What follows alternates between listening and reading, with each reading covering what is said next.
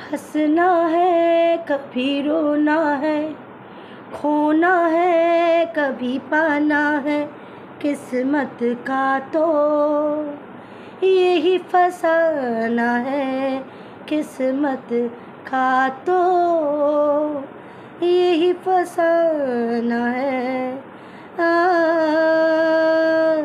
आ, आ,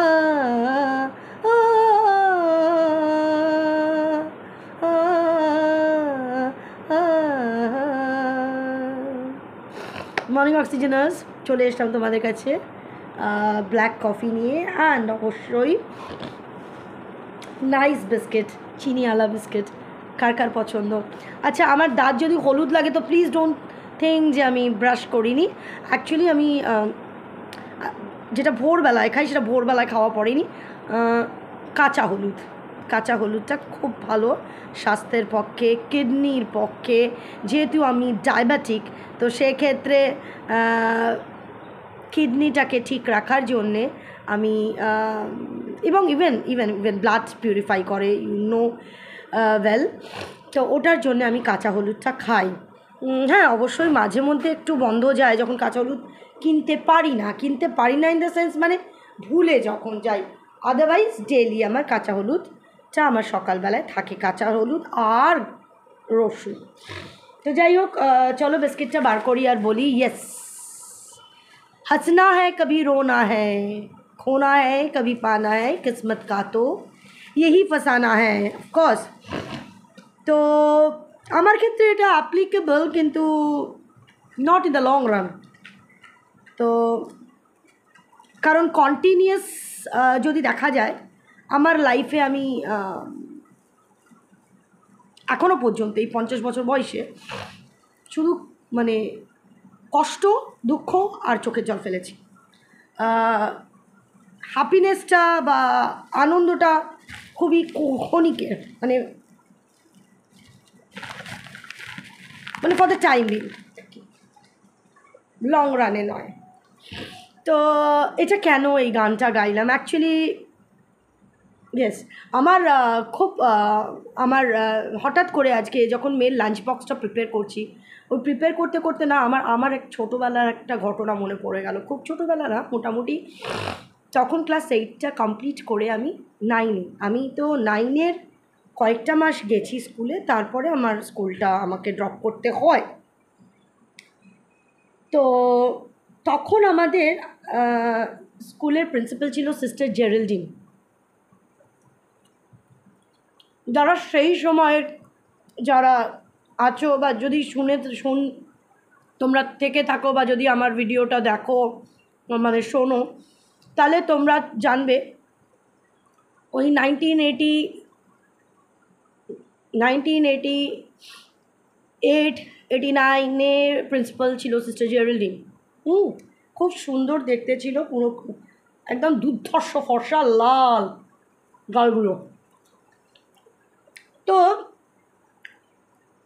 অনেক টিচারদের নামও মনে পড়ছে, যেমন Ayesha, Mrs Ayesha biology teacher ছিল, মিস রোজ আমাদের কেমিস্ট্রির টিচার ছিল, মিসেস লীলামা ইংলিশ টিচার ছিল, মিসেস ইউনাও ছিল ইংলিশের টিচার। তারপরে মিসেস প্যামেলা, যে তোমার ছিল মিসেস প্যামেলা, তখন আমরা মিস প্যামেলা বলতাম। জিওগ্রাফি টিচার ছিল, তিনি তো মারা গেছেন, জন্ডিস হয়েছিল না কি হয়েছিল যেন, 22তে মারা গেছে। তো অনেকে ছিল ওই সময়, যে সময় আমি পড়তাম স্কুলে। তো একটা ঘটনা মনে পড়ে গেল। আমি তো স্কুলে কি করতাম, আমার কিন্তু এমনি কোনো ছিল না, লজ্জা ছিল না।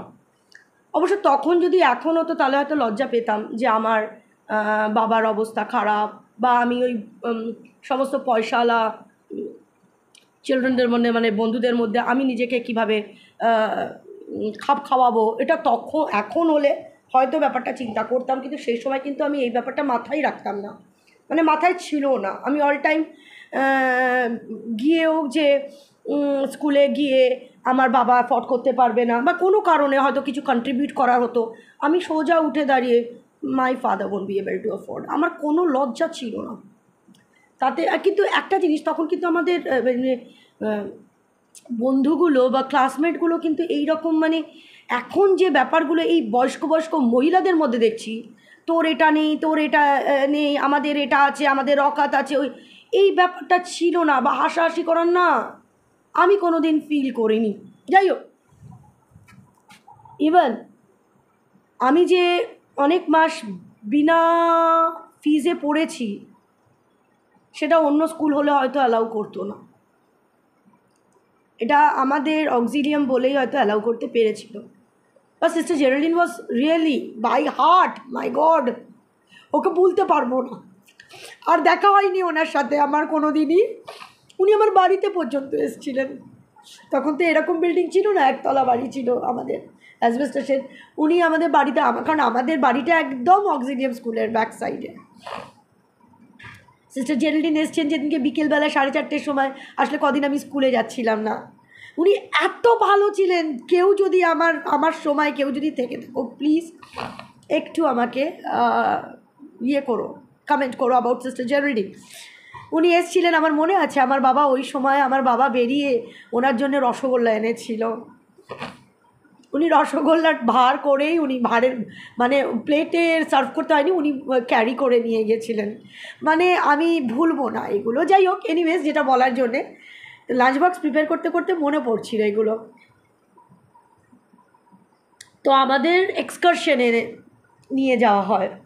এক্সকারশনটা হলো তোমার 2 দিনের ছিল। যে তোমাকে এখান থেকে প্রথমে ফার্স্টে নিয়ে যাওয়া হবে মায়াপুর। মায়াপুর থেকে আমরা চলে যাব আমাদের ইয়েতে মুর্শিদাবাদ। অ্যান্ড মুর্শিদাবাদে ওই দিন একটা নাইট ডরমিটরিতে স্টে করব। পরের দিন আমরা কৃষ্ণনগর চার্চ হয়ে তারপরে আমরা স্কুলে ব্যাক করব। তো যথারীতি যে আমাকে মানে আমারও যাওয়ার ইচ্ছা, কিন্তু তুমি জানো আমার বাবার একটা পয়সা নেই, এমনিতেই বিনা পয়সায় স্কুলে পড়ছিলাম। তা আমার মনে পড়ে যেদিনকে আমরা যাই, ওটা ছিল মোস্ট প্রবাবলি নভেম্বরের এন্ড, খুব ঠান্ডা পড়ে গেছিলো। আমার জামা কাপড়ও সেরকম ছিল না। এবার যেহেতু একটা নাইট স্টে করতে হবে ওইখানে, তো ড্রেসপত্র তো আমাকে নিয়ে যেতে হবে। আমার কাছে কিছু ছিল না। আমার দিদির চায়ের মেয়ে, এখন সে নেই, সে সুইসাইড করেছিল, মানে করেছিল আর করে মারা গেছে। সে বহু বছর মারা গেছে। সে 1995-এ মারা গেছে, সরি 1996-এ মারা গেছে। আফটার ম্যারেজই সে সুইসাইড করে।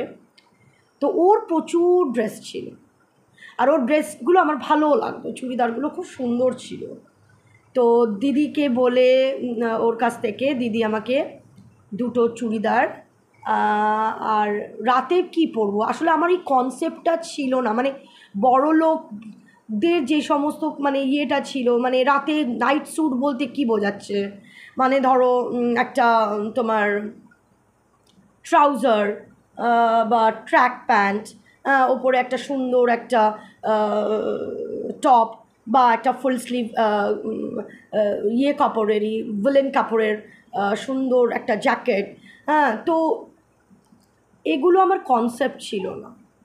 মানে এরকম করে পড়তে লাগে, বা আমি তো স্কুলের এক্সকারশনে যাচ্ছি, আমি তো কোনো বাড়ির কোনো অনুষ্ঠানে না যেখানে আমি যা কিছু পড়তে পারি। কিন্তু আমার তো সেরকমও কিছু ছিল না, নাইটি ছিল খুব ছেঁড়া। তাই জন্যে দিদির জায়ের মেয়েই আমাকে ও 2টো চুড়িদার দিয়েছিল আর নাইটি দিয়েছিল। আমার মনে আছে এখনও, কি বোকা আমি ছিলাম। এই যে যেমন আমি নাইটি পরি দেখবে হাতা কাটা, কিন্তু ওটা ছিল দড়িয়ালা। আমার খুব পছন্দ ছিল দড়িয়ালা নাইটি, মানে দড়ি ফিতেওয়ালা। তো ভাবলাম ওটাই বোধহয় খুব মানে সব থেকে বেস্ট জিনিস হবে। খুব রোগা ছিলাম আমি। তো যথারীতি মানে যেদিনকে আমরা বেরোবো, বা আমার তো বাড়ির সামনেই স্কুল, মানে সেকেন্ডও লাগতো না যেতে। এবার তোমার শুধু মানে আমি যে চুড়িদারটা পরেছিলাম, সেই চুড়িদারটা আমার কাছে বেস্ট চুড়িদার ছিল। পুরী থেকে কোটকি চুড়িদার, তুতে কালারের চুড়িদার ছিল। তখন খুব জানলা ডিজাইন ছিল। জানলা ডিজাইন মানে পেছনটা তুমি স্কোয়ার কাট ছিল পিছনটা, তার সাথে এরকম দড়ি বাঁধা ছিল, এবং ওটা খুব ফ্যাশনেবল ছিল। তো আমার ওরকম একটা কটকি চুড়িদার তুতে কালারের, ইয়েলো কালারের প্যান্ট অ্যান্ড ইয়েলো কালারের ওড়না, তো ওটা আমি পরেছিলাম। তার সাথে সোয়েটারটা একদম খুব বাজে, মানে কালারলেস সোয়েটার, আমি কালারটা কি বলবো, আর সেখান থেকে তোমার রোয়া বেরিয়ে যাচ্ছে। তো তখন তো আর কি এরকম অত স্টাইল ছিল না যে সোয়েটার পরবো না, যাও এরকম ব্যাপার না, সোয়েটার গায়ে দিয়েই আমি গেছি। সবাই দারুণ দারুণ জামা কাপড় পরে এসছে, আমার তো ওই সমস্ত নেই। ইনফ্যাক্ট আমি কোনোদিন জিন্সও পরিনি, সবাইকে জিন্স পরতে দেখতাম, টপস পরতে দেখতাম, মিনি স্কার্ট, আমি খুব শখ ছিল মিনি স্কার্ট, আমি কোনো দিন পরিনি। এখনও পর্যন্ত স্টিল নাও আর তো প্রশ্নই ওঠে না, আমি মিনি স্কার্ট পরতে পারিনি। ওই জন্য আমার মেয়েকে সব রকম জামা কাপড় পরিয়েছি, মেয়েকে মানায়ও এখনও পর্যন্ত, ওর যা চেহারা তাতে ও যা পরে তাতেই মানায়, সে যাই হোক বাদ দাও। তা গেছি, আমার কিন্তু কোনো রকম কোনো ইয়ে হচ্ছিল না যে অত ভালো ভালো জামা, একটু ফিল হচ্ছিল যে আমারটা বড্ড শ্যাবি, কেমন যেন লাগছে। ওই তুতে চুড়িদারটা, কটকি চুড়িদারটা কিন্তু খুব সুন্দর, আমার বেস্ট চুড়িদার ছিল, মানে পুজোর পরে ওটা বেস্ট, মানে ওইটা পুজোর সময় আমি কিনেছিলাম মানে আমাকে কেউ দিয়েছিল, আমি মনে করতে পারছি না, কারণ বাবার তো সেরকম ক্ষমতা ছিল না চুড়িদার, তখন তো জামা কাপড় পিস কেউ কিনে দিলে বানাতাম, এই আর কি, মনে পড়ছে না, যাই হোক মোট কথা বেস্ট চুড়িদার আমার। দেখো পকেট মানি নিতে হয়, কারণ এই যে এক্সকারশনে গেছিলাম আমার কিন্তু একটা পয়সা লাগেনি, এটা দিয়েছিল কিন্তু আমি জানি না কারা দিয়েছিল, সিস্টাররা দিয়েছিল বা স্টুডেন্টরা মিলে দিয়েছিল, মানে বন্ধুরা মিলে দিয়েছিল, সবার কাছ থেকে নেওয়া হয়েছিল, তখন 195 কি 200 টাকা করে বোধহয় ছিল, দিতে হবে, মনে করতে পারছি না। আমার কাছে তো টাকা ছিল না, আমি বলেই দিয়েছিলাম sister I won't be able to go because my father won't be able to afford the fees. তখন বলছে যে no no you have to go and we gonna arrange for you. মিথ্যা কথা বলবো না, এটা অন্য স্কুল হলে হয়তো কোনো দিন পারতাম না। যাই হোক গেলাম, সবার মধ্যে সবাই খুব কালারফুল পড়েছে, আমার কিন্তু কালারফুল নয়, যথারীতি ওটাই আমার বেস্ট জামা ছিল। যথারীতি আমরা মায়াপুরে গিয়ে পৌঁছালাম, আমাদের মনে আছে তখন মায়াপুরে যে একটা বিল্ডিং, একটা মন্দির তৈরি হচ্ছিলো, এই মন্দিরটা এখন তৈরি হয়ে গেছে, তখন মন্দিরটা কনস্ট্রাকশন হচ্ছিল, বিশাল বড় মন্দিরটা, তোমরা জানো কি না জানি না, মায়াপুরে যারা গিয়েছো একদম পুরো পুরো ওপরটা পুরো একটা ডোম শেপের বিশাল বড়, হ্যাঁ ঠিক মিউজিয়ামের ওদিকটায়, যাই হোক যারা গেছো তারা জানো, ওই সময় কিন্তু তৈরি হচ্ছিল। তো আমরা ওখানে গেছি, আমাদের মনে আছে কোনো একটা জায়গায় আমরা বাইরেই, মায়াপুরের বাইরেই, নট ভেতরে, আমরা খেয়েছিলাম মাছের ঝোল ভাত, সিস্টার বসেছিল, আমাদের টিচাররা, কারা কারা গেছিলো ঠিক মনে করতে পারছি না, তবে হ্যাঁ গেছি, মিস আয়েশা গেছিলো, কারণ তখন তোমরা মনে করো সেই সময়ের ঘটনা বলছি, যখন ওই যে রামানন্দ সাগরেরই তো মহাভারত নাকি, ওই মহাভারত চলছিল, দ্রৌপদী ভীষণ পপুলার একটা ক্যারেক্টার, আর ওই সময় মানে ওই দিন মানে আর কি মুর্শিদাবাদে দ্রৌপদী এসেছিলো, আই মিন রূপা গাঙ্গুলি এসেছিলো, তার সাথে অভিষেক ছিল, এনিওয়েজ ওটায় পরে আসছি। তো আমরা মায়াপুরে খাওয়া দাওয়া করলাম, মাছের ঝোল ভাত, মানে সিস্টার মাছের ঝোল ভাত খাচ্ছে, মানে এটা যেন কেমন একটা আমাদের লাগছিল, মানে আমার অ্যাটলিস্ট ফিল হচ্ছিলো। যাই হোক ওখান থেকে আমি অত ইয়ে করিনি, মানে আমাদের বেশিক্ষণ ওখানে স্টে করতে হয়নি, কারণ মেন হলো আমাদের ইয়েতে যাওয়া, মানে মুর্শিদাবাদ ওয়াজ দ্য মেন ইয়ে। তো মুর্শিদাবাদে যখন গিয়ে পৌঁছালাম তখন অলমোস্ট বিকেল হয়ে গেছে, তো আমাদের ডরমিটরি দেওয়া হলো, মনে পড়ে মানে বিকেল হয়ে গিয়ে মানে অন্ধকার, শীতকাল তো অন্ধকার হয়ে গেছে, তো ডরমিটরিতে মানে বিশাল বড় রুম, আর পরপর পরপর পরপর পরপর পরপর বেড লাগানো, আর এক একটা বেডে দুজন করে শেয়ার করতে হবে, একজন না। তো আমার বন্ধুর মধ্যে ছিল আমি, কৃষ্ণা, রেবেকা, সোনালি, ব্যাস এই চারজনকে, মানে চারজনের সাথে আমার খুব বেশি ফ্রেন্ড ইয়ে ছিল আর কি, অ্যাটাচমেন্ট ছিল। তো আমরা দুজন করে বেড শেয়ার করবো এরকমই, ঠিক আছে। এবার গিয়ে তোমার ওই বেস্ট ক্লোথস তো মানে যেটা সকালবেলায় পরেছি সেটা তো খুলতে হবে, খুলে আমি তো বুঝিনি যে এখনও রাতের ডিনার আছে, নিচে গিয়ে ডিনার করতে হবে, তো বেস্ট ক্লোথস ছেড়ে আমি কী পরবো, চুড়িদার পরবো আবার, আমি তো সেটা বুঝিনি, আমি জানি বাড়িতে যেটা পরতে হয় তাই, আমি পরেছি নাইটি আর ওই ফিতেয়ালা, আর সবাই কি হাসি। অনন্যা বলে একজন আছে, সে এসে বললো what are you wearing, yes you have to go for the dinner and what are you wearing now. তখন আমি বললাম I don't have any other clothes other than this to wear at night. তখন বলছে you wear better wear at night when he'll go to bed. Now still we haven't had our dinner. Sorry, hadn't have our dinner. So why are you wearing all such things? So you change your clothes. তো তখন গিয়ে আমি clothes change করলাম। আমি orange colour একটা nightie পরেছিলাম বিদ্যালয়, সব হাসাহাসি করেছিল। আসলে আমার কাছে তো আমি মানে আমার আইডিয়া নেই যে নিচে ডিনার করতে গেলে মানে আমি সত্যিই বলছি মানে এতটাই আমার মাথা খালি ছিল। মাথা যে খালি এখন আছে নেই তা না, আছে। তো যাই হোক, ওদের সব ড্রেস দেখছি, বাবা স্যুটগুলো পরেছে মানে বাড়ির স্যুটই, কিন্তু মানে জাস্ট মানে ওয়া স্যুট পরেছে সব। তার মধ্যে থেকে একজনের স্যুটের কালার ভায়োলেট কালার ছিল, ওই যেটা বললাম এরকম নিচে একটা ট্র্যাক প্যান্ট ওটাও ভায়োলেট, আর ওপরে যে জ্যাকেটটা পরেছিল ওটাও ভায়োলেট, চেন দিয়ে একদম পুরো গলা অবধি টেনে দিল। প্রত্যেকেই মানে ওই নয় ট্র্যাক প্যান্ট পরেছে, নয় স্কার্ট পরেছে, কিন্তু আমার তো ও জিনিস ছিল না। আমার তো চকচক করছে। অলরেডি তোমার সকালবেলা যেটা পড়েছি সেটা সন্ধ্যেবেলায় পরবো না, রিপিট করবো না। আমি পরেছি যে দিদির জায়ের মেয়ে একটা লাল রঙের একটা চুড়িদার ছিল, টকটকে লাল, সেটা যখন পরেছি একদম, আর সেটা খুব মানে তোমার চকচক করে গ্লজি, ওটা পরার পরেও সবাই হাসাহাসি করতে গেলো, তুই কি ঘুরতে বেরোচ্ছিস?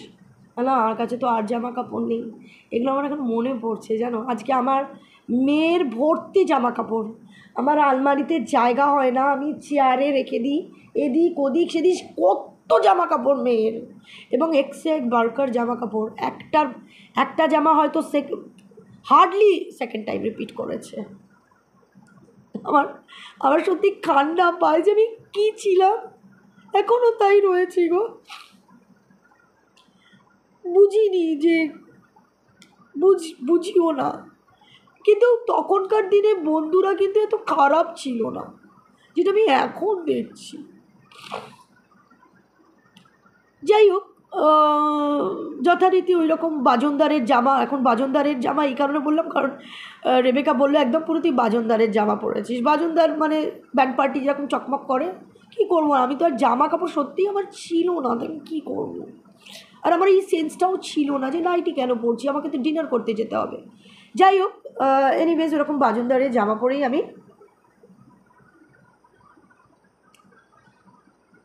ডিনার করতে গেছিলাম নিচে বিশাল বড় একটা হল রুম, সেখানে ডিনার হলো। তা ডিনার হওয়ার পরে যখন আমরা ওপরে উঠেছি, we came to know that Draupadi has come. একদম আমাদের ডরমিটরির পাশেই ওর ইয়ে ছিল। আমরা সেই রীতিমতো চিৎকার চেঁচামেচি, ma'am we want to see Draupadi, we want to see Draupadi, please let us, please tell Draupadi to come and meet us and all. Miss Ayesha উনি গিয়ে নক করে, তখন আমরা দাঁড়িয়ে বাইরে ব্যালকনিতে, পুরো বড় একটা ব্যালকনি ছিল, ওপেন ব্যালকনি। তো উনি গিয়ে দরজা নক করে বলছেন, ma'am will you please kindly come and greet my children over here, my students over here। আমার এখনও মনে পড়ে, খুব পোলাইটলি বলেছিল, অ্যান্ড ভীষণ দ্রৌপদী, মাই গড, তাকে তখন তার কি গ্ল্যামার, একদম সামনে থেকে রূপা গাঙ্গুলিকে দেখেছিলাম। একটা স্লিভলেস কালারের গেঞ্জি পরেছে, পিঙ্ক কালারের, গলায় ওই একটা মোটা একটা গলায় পড়েছে। ওরে বাবা কি লাগছে, মানে পয়সার যে গ্ল্যামার, মুখ থেকে যেন মনে হচ্ছে বাটার চুইয়ে পড়ছে। তার সাথে অভিষেক খুব লম্বা ছিল, অভিষেক চক্রবর্তী যে মারা গেছে, অভিষেক চক্রবর্তী তো কোকড়া চুল যে, হ্যাঁ, তো অভিষেক খুব লম্বা। তা ওরা দুজন আর কি এসেছিলো এখানে কোনো মানে ইয়ে করতে, বোধহয় ফিতে কাটতে কিছু কারণে। এত সুন্দর, আমার এখনও মানে ওই পশ্চারটা, উনি এসে যে দাঁড়িয়ে হেলান দিয়ে দাঁড়ালেন আমাদের দিকে, সামনে ফেস করে দেয়ালের পিছনে হেলান দিয়ে দাঁড়ালেন, একটা পা মাটিতে আর একটা পা জাস্ট ফোল্ড করে দেয়ালে সাপোর্ট দিয়ে। তো যাই হোক, তো এই হলো ব্যাপার। তো হয়ে গেল দ্রৌপদীর সাথে মিট ফিট, এবং কী কথা হয়েছিল আমার অত মনে নেই, বিকজ আমি খুব শাই ছিলাম। আর দেখতেই পাচ্ছ আমি কীরকম একটা ড্রেস পরেছিলাম। আমি একটুখানি পিছন দিকেই ছিলাম আর সবাই সামনে ছিল। সবাই অনেক কোয়েশ্চেন করছিল। I didn't ask anything, cause আমার যাবার মতন সেই যাওয়ার মতন সে জিনিসটাই ছিল না আমার চেহারার মধ্যে, বলো ছিল না। মানে আমাকে দেখলে তখন মনে হতো, এখনও স্টিল তাই মনে হয়, একদম ভিকিরি ঘরে চাপোষা স্টেশনে কোনো ছেলে মেয়ে যেমন ঘুরে বেড়ায় ওরকমই লাগতো। আমার জায়গায় যদি অন্য কেউ হতো হয়তো স্কুল কন্টিনিউ করতোই না যতদিন আমি করছি। এনিওয়েজ হয়ে গেল রাত যথারীতি, খুব আনন্দ করেছিলাম। ডরমিটরিতে গান ফান, আমরা অনেক রাতেও দিতে পারতাম। ম্যাম এসে বকা দিল, now go to sleep, you have to get up early in the morning. তারপর পরের দিন সকালবেলা আমার মনে পড়ে আমরা জামা কাপড় আবারও, আমার তো জানোই যেহেতু ওটা অলরেডি সন্ধেবেলায় পরে ফেলেছি, আমার তো আর একটাই জামা কাপড় ছিল। এবার পরের দিনকে সকালবেলায় ওটাকে চেঞ্জ করে, মানে রাত্রেবেলায় তো নাইটি পরলাম ওই বাজনদারের জামা কাপড় ছেড়ে, তারপরে পরের দিনকে সকালবেলায় ওটাকে চেঞ্জ করে আর একটা গ্রিন কালারের চুড়িদার ছিল, সেই গ্রিন কালারের চুড়িদারটা পরলাম। কিন্তু চুড়িদারটা আমার গায়ে ফিট হচ্ছিল না, কেমন একটা বাজে লাগছিল। তখন আমাকে ওই বাজনদারের চুড়িদারটাই আবার পরতে হয়েছে, রিপিট করতে হয়েছে। আর সবাই দুর্ধর্ষ ড্রেস, আমি বললাম না, মিনি স্কার্ট, জিন্স, মানে ফ্রক, মানে আর সেরকম হাইফাই। আমার তো সেরকম কিছু না, বুঝতেই পারছো। তাও পড়েছি। আমার মনে পড়ে যে আমরা সে হাজারদুয়ারি গেলাম, ইমামবাড়া গেলাম, আরও অনেক জায়গায় গেছিলাম। তো সেখানে কোনো কিছু খাবারের কোনো প্রবলেম ছিল না, কারণ আমরা সকালে ওই ইয়েতেই খেয়ে চলে গেছিলাম আর কি। তো সেখান থেকে তো আমরা বেরিয়ে গেছি, কারণ আমরা তো আর স্টে করবো না, এবার তো কৃষ্ণনগর যাবো। মানে ওই সমস্ত এক্সপ্লোর করা হলো, করার পরে বাসে উঠলাম, উঠে আমরা বিকেলে বোধহয় কৃষ্ণনগর পৌঁছেছি আমার মনে পড়ে। এবার একটা কথা বলি, আমি না যেখানে সেখানে গিয়ে পটি করতে পারি না। এবার যদিও ওই যে জায়গাটা ছিল, মানে যেখানে আমরা ছিলাম ওই ডরমিটরিতে, ওয়াশরুমগুলো বড় ওয়াশরুম, বিশাল বড় ওয়াশরুম, মানে 4-5 জন একসাথে ঢুকেছে। এবার অটোমেটিক্যালি আমার তো এরকম কারোরই এরকম অভ্যাস না, কিন্তু সবাই দেখি তার মধ্যেই পটি করে ফেলছে, করে ফেলছে। আমি সেটা করতে পারিনি। আর ছিল হলো খোপ তোমার ওয়াশরুমের মতন, ওখানে ওটা হলো স্নানের জায়গা ছিল। যাই হোক, আমার পটি হলো না ওইখানে। আগের দিনের মায়াপুরে দুপুরবেলায় মাছের ঝোল ভাত খাওয়া, বিকেলবেলায় এসে ডরমিটরিতে সন্ধ্যেবেলায় বোধহয় চা পকোড়া খাওয়া হয়েছিল, তারপরে রাত্রিবেলার ডিনার। আমার কিন্তু পটি নেই। তার পরের দিনকে সকালবেলায় যখন আমরা এই ইমামবাড়া দেখতে বেরোবো, তখন জলখাবার খেয়েছি, স্নান করেছি, কিন্তু আমার পটি এর মধ্যে হয়নি। বিকেলবেলায় কৃষ্ণনগরে গিয়ে পৌঁছেছি, তখন ওই 4:30-5টা, অন্ধকার হয়ে যাবে আর কি। এবার আমাদেরকে টাইম দেওয়া হয়েছে যে চার্চটা দেখার পরে, বাট চার্চ ওয়াজ ক্লোজড, চার্চে তো ঢোকাই পড়েনি। যে তোমরা যদি ওয়াশরুম করতে লাগে, কারণ অনেকক্ষণ আমরা সেই সকালবেলায় বেরিয়েছি, সমস্ত দেখে টেকে তো তারপরে মুর্শিদাবাদের সব দেখে তো আমরা ফিরছি। চিন্তা করবেন, ভাবতে পারবে না, সবাই মানে চান্স পেয়েছে, বাথরুমে ঢুকছে বেরোচ্ছে। আমি আর ঢুকতেই পারলাম না, পটি পেয়ে গেছে আমার এত। লাস্টে বেল দিচ্ছে যখন, আমি যখন I got the opportunity to get into the washroom, bell দিয়েছে আর সব ছুট মানে বাসে। তখন আমার এতটাও গাটস নেই গিয়ে আমি ম্যামকে বলবো, ma'am I want to get into the washroom, please wait for me some time. But for a while I didn't get the opportunity to get into the washroom. I'm going now, but এটা বলার মতন position ছিল না, বাথরুমে ঢুকতে গিয়েও আমি বেরিয়েছি, আর এত পটি পেয়েছে। তার আগে একটা কথা বলি, কৃষ্ণনগরে যে সর ভাজা, যেটা খুব মানে ফেমাস, সর ভাজা, সর পুরিয়া, তো যেখানটায় বাসটা আমাদের দাঁড় করানো হয়েছিল একবার, মাঝখানে একবার হল দেওয়া হয়েছিল কৃষ্ণনগর চার্চের আগে না চার্চের পরে, আমার মনে করতে পারছি না। সেখানে তোমার সবাই দেখছি টাকা দিয়ে গিয়ে কিনছে সর ভাজা, সর পুরিয়া। আমার কাছে তো টাকা নেই, মানে মিষ্টির দোকানে ঠিক করছে আমাদের সব বন্ধুরা সব কিনছে, আর আমার এত ইয়ে লাগছে যে সবাই কিনছে আমি কিনবো না। আমার কাছে তো টাকা নেই, আমি তো জানতামও না টাকা আনতে হবে। আমাকে তো কেউ টাকা দেয়ও নি, আমার বাবাও দেয়নি, কেউই তো দেয়। আর কে আছে, আমার বাবাই তো দেবে। তো আর আমি তো গেছি ওদের পয়সায়। তো সবাই যখন কিনছে, আমি একজনের কাছ থেকে, অঙ্কিতা বলে, আমি বললাম, সে আমাদের সেকশনে না, অন্য সেকশনে, তার দেখছি ব্যাগের মানে টাকা বেশ ভালো ইয়ে হচ্ছে। তো আমি অঙ্কিতাকে বললাম, Ankita will you please lend me some money, I gonna pay you soon after I go to the school for the next day. তখন বলছে নো আই ডোন্ট হ্যাভ মানি।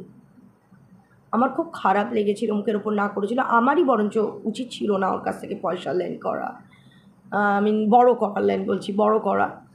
তো সবাই সরপুরিয়া কিনলো, সবাই মিষ্টির প্যাকেট নিয়ে ব্যাগে ঢোকাচ্ছে, আমি কিন্তু পারিনি, সেই মুহূর্তে পারিনি। তো আমার তখন এখন মনে পড়ছে, এ মা, এখন আমি না মানে রীতিমতো মনে করছি আর হাত কচলাছিলাম, কেন আমি ওই রকম করে নিজেকে জালিল হওয়ার জন্য আমি গেছিলাম।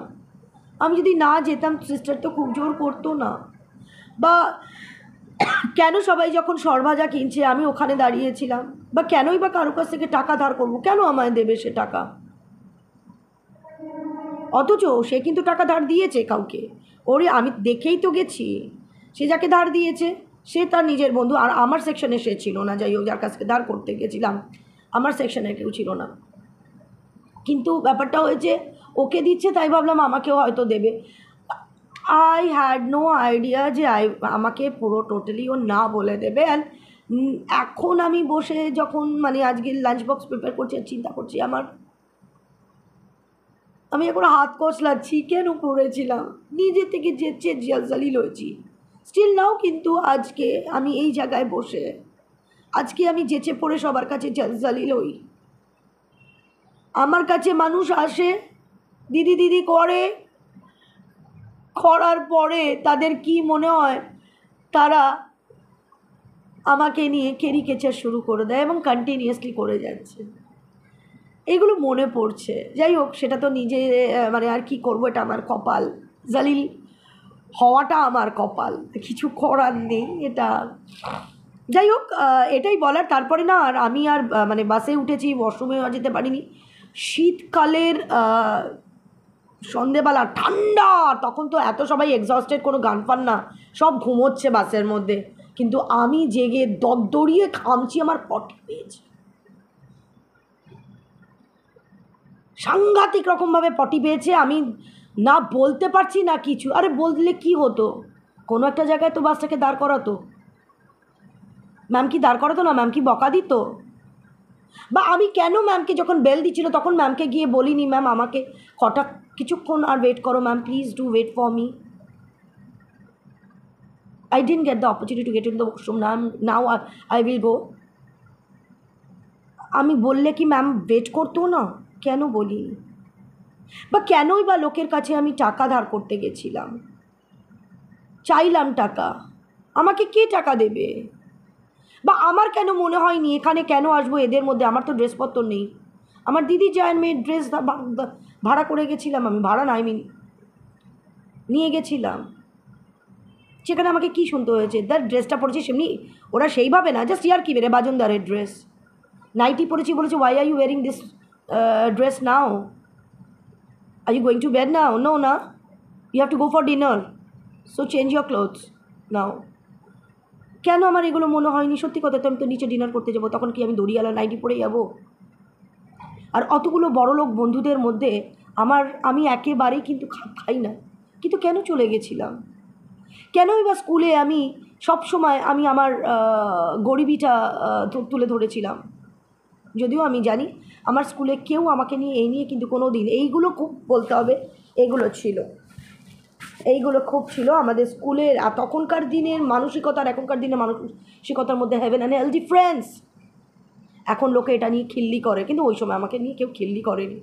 যথেষ্ট আমি কোঅপারেশন পেয়েছি, কি টিচার্স, কি সিস্টার্স, কি আমার ক্লাসমেটসরা। আমি ইভেন শাড়ির বিজনেস করেছি, আমি শাড়ি নিয়ে স্টাফ রুমে দিয়ে আসতাম। সকালবেলাও স্কুলে যাওয়ার সময় পুরো এক ব্যাগ ভর্তি শাড়ি নিয়ে যেতাম। তখন ফুজি শিফন খুব বেরিয়েছিল, খুব ইয়ে ছিল, এক কালারের সব থানগুলো একটু গ্লজি হতো। ফুজি শিফন 125 টাকা করে শাড়ির তখন দাম ছিল। শাড়ি, শার্টের পিস, প্যান্টের পিস অনেক টিচাররা নিয়েছে। আমি ফেলে দিয়ে আসতাম স্টাফ রুমে সমস্ত দাম ইয়ে করে। আর মিস আয়েশা তখন এইগুলো সেট করে, তারপর sister, sorry miss Ayesha, miss Ayesha না, বলো, মিস রোজ, আমাদের কেমিস্ট্রির টিচার, যে আমাদের ক্লাস টিচার ছিল ক্লাস 9-এর, 9C'র। তো সে তোমার বিকেলবেলায় এসে, আমার তো একদম পুরো তখনই পেমেন্ট। আর যারা ধরো নিয়ে নিল, আজকে দিল না পরের দিনকে দিত, সমস্ত মিস রোজ এসে আমাকে বুঝিয়ে দিত। এই কোঅপারেশনগুলো পেয়েছিলাম। তবে হ্যাঁ, বোকামি অনেক করেছি, উচিত ছিল না। যেখানে আমার কিছু নেই সেখানে তাদের মধ্যে আমার যাওয়াটাই উচিত ছিল না। আমি লোকটা সামলাতে পারিনি, সবাই যাচ্ছে আমি যাব না। সেই মুর্শিদাবাদ যাওয়া এখনও পর্যন্ত আমি আর এখনও যাইনি।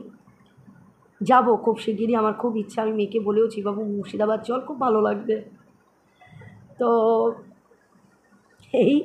এটা আমার মনে পড়ে গেছিলো আজকে, তো তাই তোমাদের সাথে শেয়ার করলাম। Love you all.